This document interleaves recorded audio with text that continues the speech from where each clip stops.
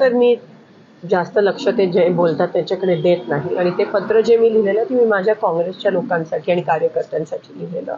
आता त्यांनी ते कोणत्या अनुषंगाने वाचलं की ते मूळ काँग्रेसचेच होते म्हणून कदाचित त्यांनी ते पत्र वाचलं असावं आणि ते संधी साधू आहेत, ते तिथे बीजेपीमध्ये गेले कारण का तिकडे जास्त आमिष बीजेपीने दाखवला. पण ते मूळ मी काँग्रेसच्या माझ्या सगळ्या लोकांना कार्यकर्त्यांना जे उमेदवार लढले त्यांच्यासाठी ते पत्र होतं. त्याच्यावरून कळतं की त्यांची संस्कृती काय आहे आणि ते कोणत्या पद्धतीत हे इलेक्शन लढले. आणि मी एवढीच विनंती करते आणि मी वारंवार करते की सोलापूर हे प्रतिष्ठेचं शहर आहे. सोलापूरची एक सांस्कृतिक शहर आहे, त्याची पातळी हे बाहेरच्या लोकांनी येऊन कमी करण्याचा त्यांना काही अधिकार नाही आहे आणि त्यांच्याबद्दल मागे जे जे काही झालेलं ते उघड आहे म्हणून त्याबद्दल मी काय जास्त